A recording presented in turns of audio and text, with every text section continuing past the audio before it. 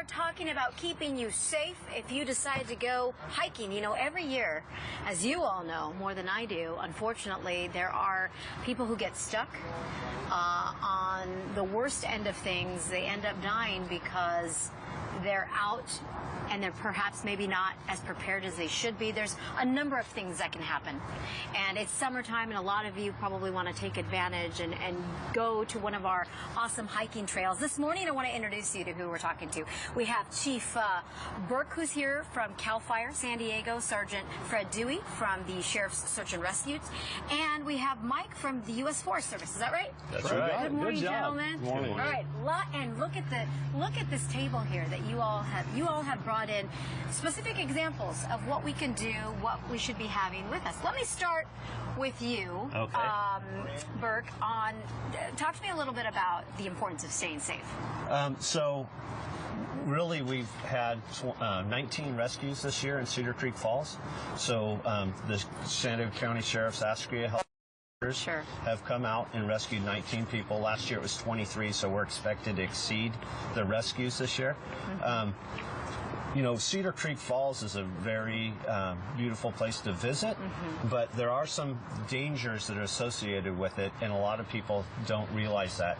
Just in June alone, we've had 12 rescues. Wow. Yeah. 12 rescues. Now, are these folks who are going out who are not experienced? Are you running across non-experienced hikers, or is it just kind of the whole gamut? I think the real problem is they're not prepared to go down there. They don't bring enough water. They don't dress appropriately. They don't bring snacks. One of the things we recommend is that they notify people that they're going down there. They hike in pairs. They notify them when they're going to get back and actually tell somebody and go. Don't go out alone. And both we have the National Forest Service and also the San Diego County Sheriffs here with us because you all work together. Yeah. You all are in the same boat and trying to promote the same awareness. Isn't that right? Yeah, hiking safety. That's what it's all about.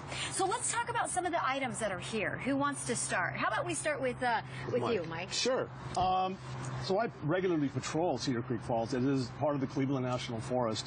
And so we do have some really bold statements for people. It's really dangerous if you're not prepared. And preparation for this trail starts the day before.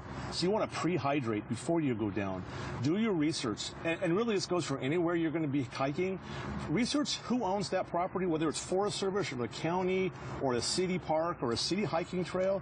Currently, right now, there's a rescue going on at Potato Chip Rock. You're kidding me. No, I heard it on the way in this morning. So know where you're going and have a plan. It starts the day before. Get hydrated up. Bring lots of snacks. We have examples of snacks here for you. Sure.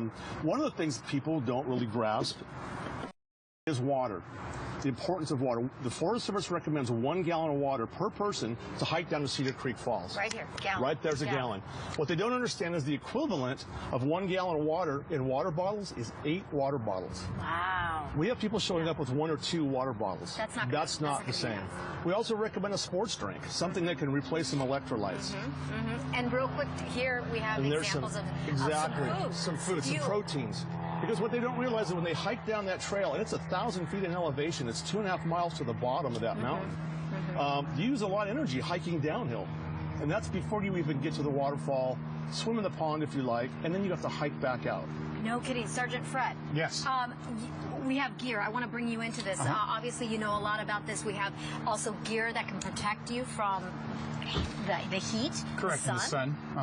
So we have some items here. So we have sunblock, at least a 50. Sure. Make sure you cover your head. It's also going to cover your ears. These boonie hats are really good for hiking.